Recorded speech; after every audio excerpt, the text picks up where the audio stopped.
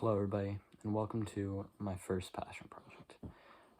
I don't have that many 10 out of 10 albums, and that'll probably be my next passion project, ranking all of them. But for now, I want to talk about one of them. And that is The Impossible Kid by Aesop Rock, which is by far my favorite Aesop Rock record. And is also just an incredible album all around. But first, before I get into why I love this album and why I think you should listen to it, I want to get into just Aesop's earlier discography and what he was sort of doing there. Aesop Rock is an American rapper who released his debut studio album in 1997 entitled Music for Earthworms. And basically everything from 97 to 07 was this really cryptic, either political or just talking about how dope he is, song themes. For example, on his sophomore effort, Float, we get the song, I believe, I'll Be Okay, with Slug. And I'm not too sure what that one's about, but I interpret it always as, I'm fucking dope.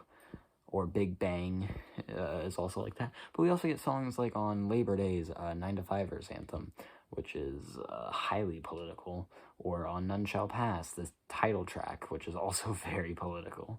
But I want to highlight the album before The Impossible Kid real quick, which is Skeleton, which was Aesop's first album on Rhymesayers Entertainment, which sort of took this idea as a concept album. It focused less on politics and less on being dope and just spit. I highly recommend songs like Homemade Mummy or Go for Guts or Cycles to Gehenna. If you don't like those songs, you're not going to like the record, but if you do, the record's worth checking out.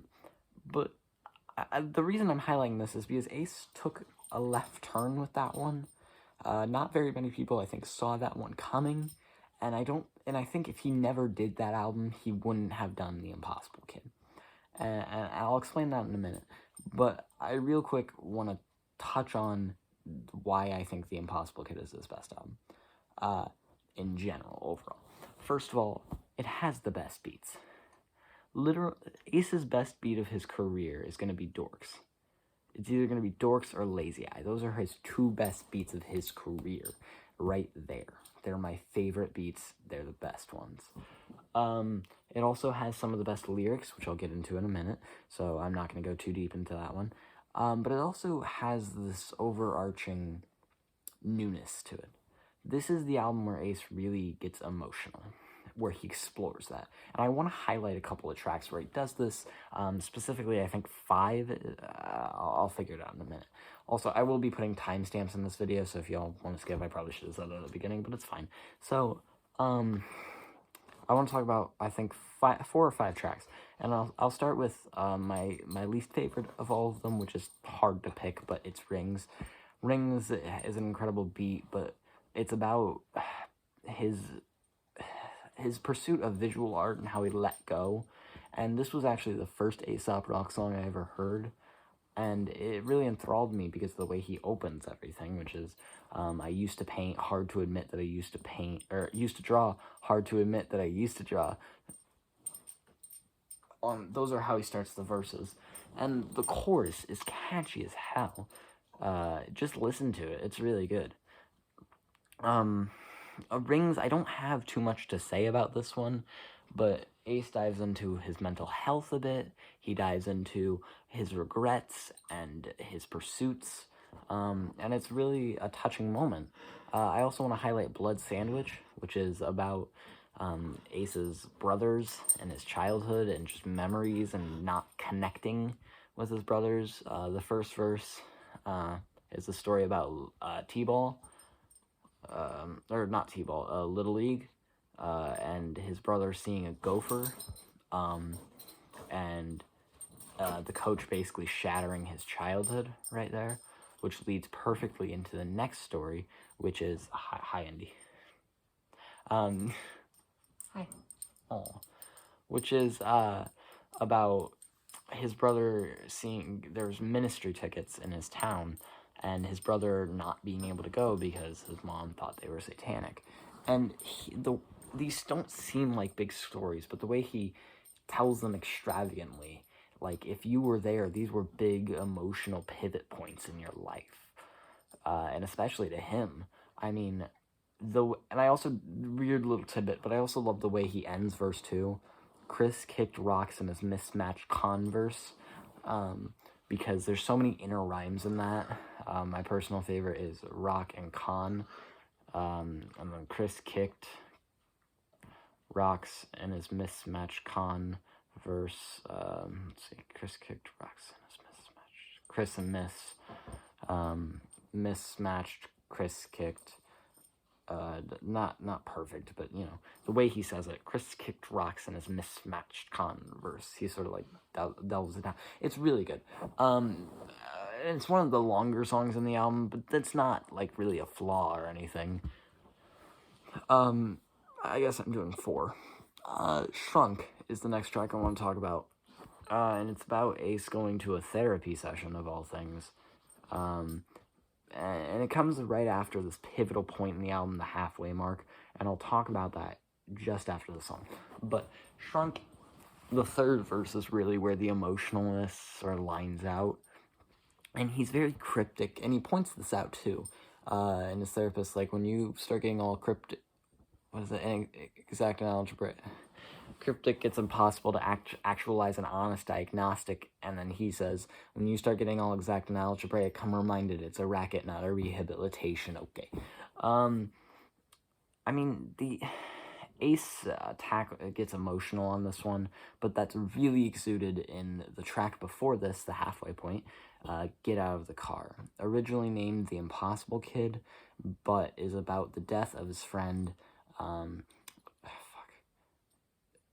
Suo, I think was his rap name, who he refers to as Mo on this track. And Jesus Christ. It's about his death, it's about how it affected him, it's about how he could have done steps to become better, like to learn from this or to take something away from it, and how he didn't do that.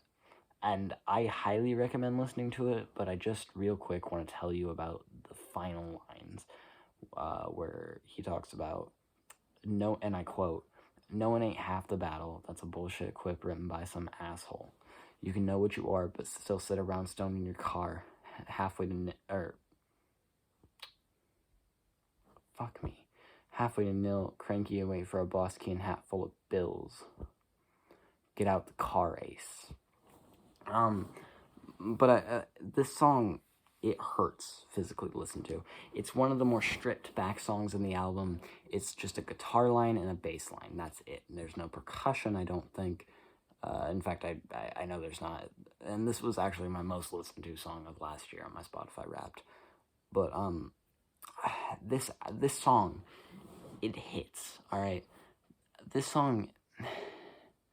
The best way I can describe it is, you know, that one day of the week where everything just piles onto you. That's this song. And Ace delivers it beautifully.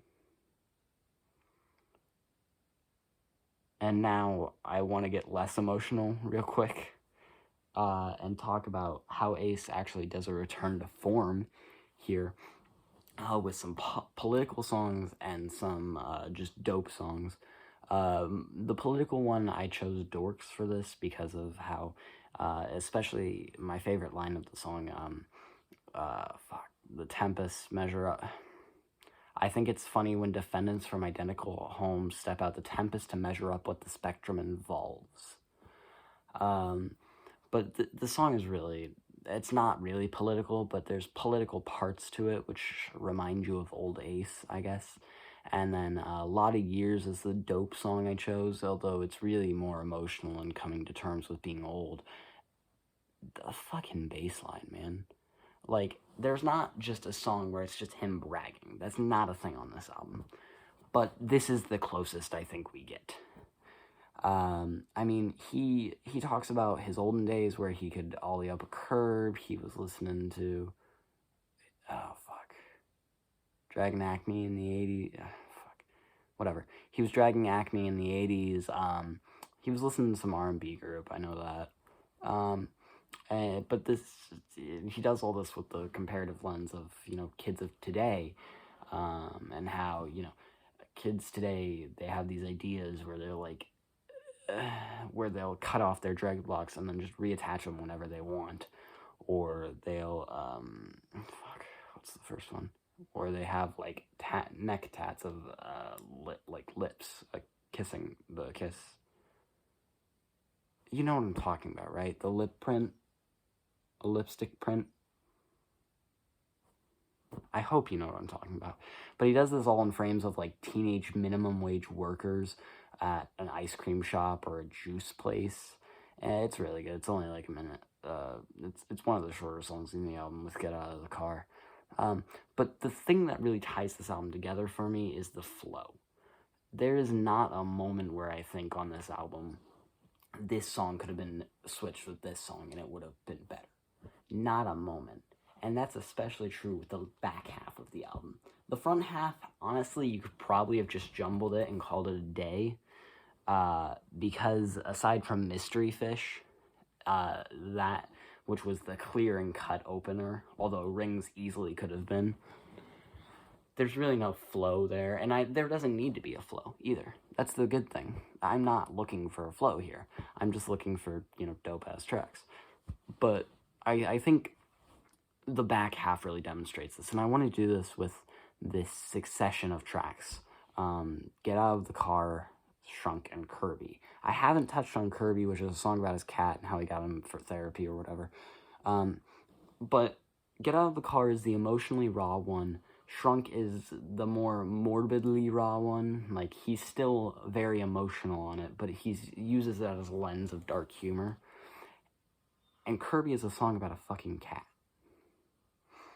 If you switch the order of this would not work. Cat, dark humor, sad. No.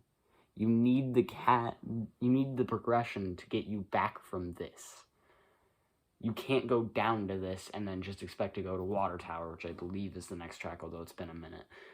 Just go to Water Tower and call it a day. That's not how this is going to work. Or no, it's Lazy Eye. Apologies. You need those two tracks. Those are two pivotal key tracks. So, and the concept of this album is the emotionalist and whatever the fuck. But the thing that I love about this album, and this is the final time I'm gonna talk about this. Sorry, this is very jumbled. But I love this album so much. It's a great album, and I highly recommend you listen to it. Whether or not you liked Aesop Rock's past work or earlier work, or newer work even, this is not like any other Aesop Rock album. There are tight bass lines, which is still true for like the Spirit World Field Guide, or even some of his earlier albums like Float. There are some tight bass lines on that, but they're tight bass lines, they're hella guitars, there are great lyrics, there's great introspection, and there's great flow. This is all around a perfect album, and I couldn't tell you a track I would skip on this. If I had to choose one for you, it'd be Rings, but I still love that track. This is a 10 out of 10 album to me, and those were my reasons why. And I didn't really go as deep into this because, I want to keep this under 15 minutes, preferably, and I'm barely pushing that at this point. But if you want the full experience, just listen to the album. Don't put it on shuffle. While it still works, it doesn't work as well. Thank you for watching this video. I hope you have a great, good, amazing evening, afternoon, week, day, life, year. I'm sorry, I'm jumbling here. Morning, let's see, noon, night. Yeah. Whatever you're doing, make it good. Peace.